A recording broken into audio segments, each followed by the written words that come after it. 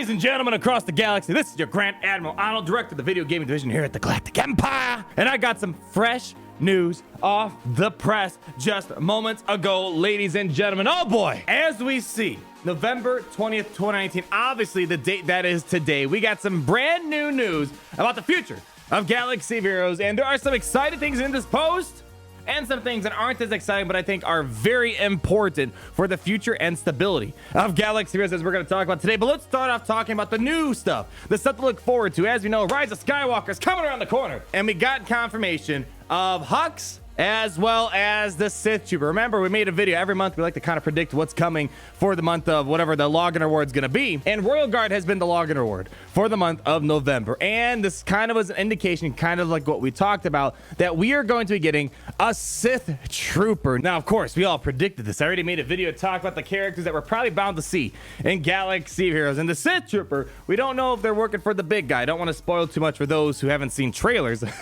And we're also going to see General Hux as well. And I think this kind of leads into a few things. Let's hop over to the game for a moment. We were told that we're going to be getting a lot of first order stuff, a lot of first order characters and whatnot. And we were also told that ships are going to be coming in a bit more frequently, and more capital ships are to come to make the fleet arena a bit more active, like the character arena that we're having right now. And with Hux coming to the game, I'm pretty sure we're bound to see a capital ship for the first order, because the thing is, we have a lot of ships for the first order faction. We got Kylo Ren's silencer, we got Kylo Ren's command shuttle, then of course we have the ship, and then we also have the TIE pilot ship, and of course Captain Phasma is a part of the Kylo Ren ship as well. So we have quite a few first order ships, and they just need a capital ship, and then you'll find a home for them, because right now the first order doesn't really have a home. The Imperials have a home, of course, and then we have the Galactic Republic having a home, Separatists are finally having a home, Rebels of course have a home. First order, they're just kind of ships that are out there with no real leader to lead them into a fleet battle. And I think Hux, just besides the character coming in, we're probably bound to see a capital ship for him as well. And there's bound to be more coming to Galaxy Heroes. As they say here, while we can't release specifics about some of the other upcoming characters and ships,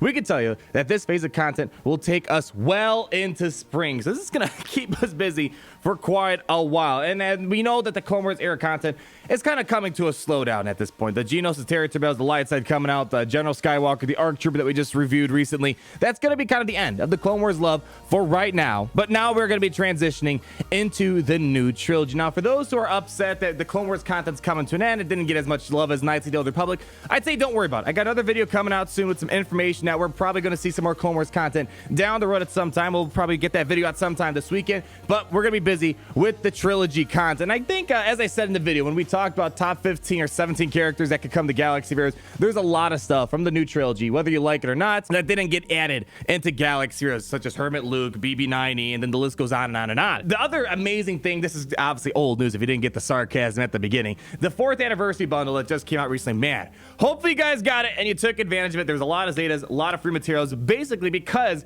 of this very generous 4th anniversary gift. It's crazy to think I've been playing this game for 4 years. You guys have been playing for quite a long time too. Some of you guys are kind of newer and you're starting your journey into a veteran status in Galaxy of Heroes, but because of this anniversary bundle, I was finally able to get my Night Sisters up and running a little bit. We finally got some Zetas on Night Sisters. We got some of them at Garrett 12. I just got to get 1,000 unique Zeta, old Daka unique Zeta, and we're going to be good to go at that point. So it's amazing that Capital Games gave it out. And, I know this game has its ups and downs, lefts and rights. We have the great days and bad days in Galaxy, but at the end of the day, we're all here because of our community. We all love Star Wars, and it is great to see Galaxy is still around 4 years later, and I hope we're going to see another 4 years plus down the road for this game. Man, it's crazy to think I could be playing this game for 8+ years.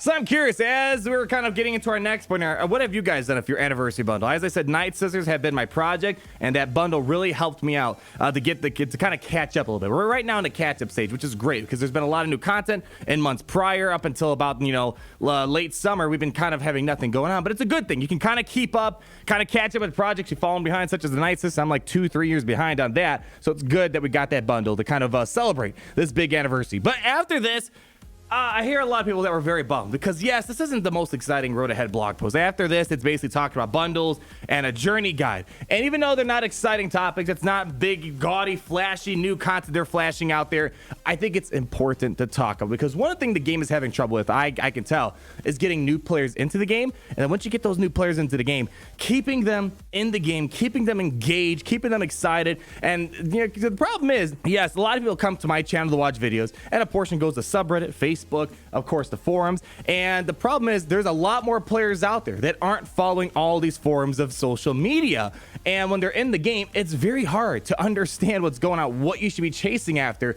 And although this might not be exciting news, I think it's something important that developers seem to have a good grasp on what they need to address in the game. So I'm not going to read all this word by word right here, but they're kind of telling you that there's a step-by-step plan, expanding elder veteran style content, talk about Grand Arena Championships. Grand Arena Championships is kind of the first time you can use your entire collection. And in order to really get an entire collection, you have to be playing for a very, very, very long time. So Grand Arena Championships is going to benefit those who've been playing for a long time because you're going to have all these fun characters and teams to put together. But as we're seeing right here, there's this goal of trying to help early game players, getting them into the guild, getting them acquainted with raids, as well as grasping legendary and all this other content out there. It's really hard because the game doesn't really provide you the rails or really a good guided direction on what to do in Galaxy. That's why people come to this guy right here to try to get some advice. But the problem is not everyone knows to go to YouTube. Not everyone goes to YouTube in general. So I think having an in-game functionality to help early game players is going to be a great step towards that direction. That leads them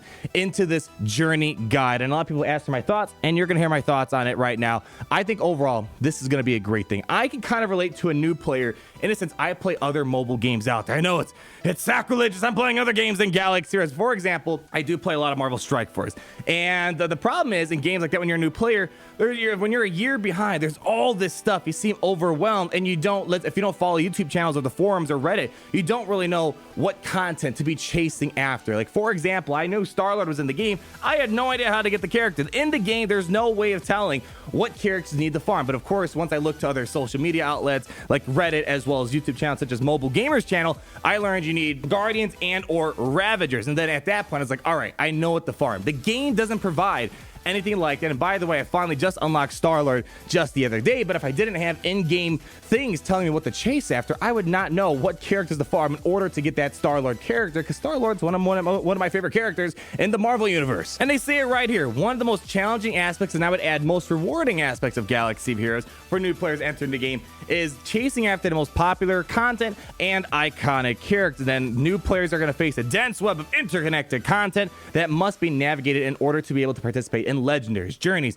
epic confrontation, raids, and territory battles. And this is the exact point I said. With most of the events not on a visible cadence, aka you got to go to things like swgoh.gg, for example, to see when the next so many events will come out, it can be difficult to know what to work on and when, and they're going to start clarifying this. So I gave you that perfect example of the Marvel situation of as a new player there, it's very confusing, not knowing what to do. Now they're going to have in-game materials that kind of help you know what are the big characters in the game. How do you get those big characters in the game? And having a visible cadence so you can see, all right, when can I get this character? And with that, this is fantastic because with this new journey guide feature, they're going to be announcing that all legendary, journey, and epic confrontations will eventually be moved into the journey guide sometime after their initial release. And this is exactly what it's going to be like. The journey guide will present players with a lineup of units which can only be unlocked through specific activities like legendary events, raids, special missions, so Commando Luke, Darth Malak, Darth Revan, Jedi Revan, General Anakin Skywalker. And then each unit in the journey guide will include a summary of their strengths and synergies to better highlight why players might want any given unit, and the guide will also surface the required units. So why do you want to get Jedi Revan? Well, he's the best Jedi leader we have in the game. He makes Jedi super fast, super powerful, a lot of survivability. He can help navigate characters to ignore taunts, to go after certain characters, things like that. Why is General Skywalker a character you want to get? Because he can basically 1v5 a lot of teams out there. When you look at this and you're like, oh, that looks pretty enticing, you click on it and it tells you what you're going to need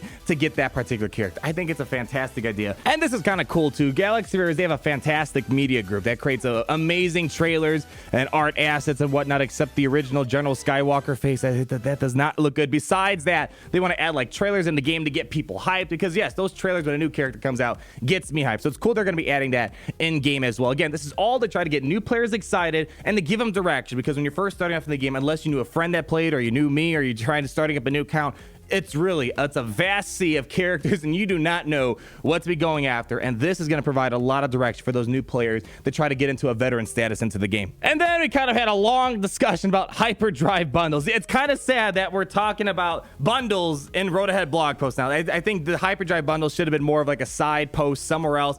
I don't think it belongs here. They should have spent more time talking about the details of the 4th anniversary bundle. That's just me if I was running the show over at Capital Games. But this Hyperdrive bundle, long story short, it's supposed to be a bundle that you pay for, and it's supposed to help kind of accelerate your progress through Galaxy of Heroes, because again, there's so much content going on in the game, and the Hyperdrive bundle is supposed to help those new players kind of knock out these characters a lot faster, hopefully help out farming and gearing a lot faster. They have more specifics coming soon, but we could say that new players will benefit from gaining a starting roster of characters, as well as increase their overall account to level 85, because it does take a while to get to level 85, knocking out all the missions, getting the right characters, because Royal Guard and Jedi Counselor can only get you so far in the game. And then looking into the future, ladies and gentlemen, the thing we're looking at the most, they spent a lot of time talking about the Journey Guide and the Hyperdrive bundle, but it's more for setting the baseline of getting new players acquainted with the game a lot faster than they are currently right now, and hopefully by getting new players in the game, because I think they need to get this stuff out before Rise of Skywalker comes, because we're probably about to see a huge influx of new players around the time of Rise of Skywalker. Get these new players in, get them on the Journey Guide, help them to figure out what's the big content. I mean, then they can go to YouTube or whatever to find out what's the best order to be tackling this content. Of course, getting your daily news and whatnot, and then it's hopefully going to put us in a position, as they're saying here, to develop even more modes, features, and characters for our community of old and new players to experience. So overall, there's some cool stuff in here. Of course, the new stuff that they really talk about that's kind of most exciting to me, it's only like a couple lines of the Hux as well as the Sith Trooper, but that's just kind of a little teaser for what is to come for the new trilogy stuff. There's a lot more characters and ships, I'm very sure of it, but I would like to hear what your guys' thoughts are on all this. Are you excited for those new players? I'm actually tempted to maybe start a brand new account just to kind of see how this whole Journey Guide works, how the Hyperdrive bundle works, so I can kind of play along with new players coming into the game. We'll see how I feel about it, but it kind of seems like to me they want people to restart and get some new accounts who are veteran players, because it kind of seems like this might be the time to start a new account. Because the thing is, there's a lot of mistakes I made in my own account that at one point wasn't a bad idea, but as time progressed, you realize that I shouldn't have done that after all these new modes came out. Like, I would not farm Gar Saxon if I had the opportunity to, because Grand Arena didn't exist when I unlocked Gar Saxon and farmed him up 7 starting gear 12 then. I don't know. It's a lot of interesting stuff. I am looking forward to the future of Galaxy. I'm looking forward to this new trilogy content that's coming out. Hopefully some First Order and more love happens for them, because First Order and Resistance are kind of in this weird stage where they're okay, but they're not the most useful characters in the game. I'm sure this is going to be the time where we're going to see all that lovely stuff. Like if you did enjoy the video, comment down below on your thoughts and all this stuff here. Be sure to subscribe so you're not missing a thing, and I'll talk to all of you lovely people in the next video. Peace out, everyone.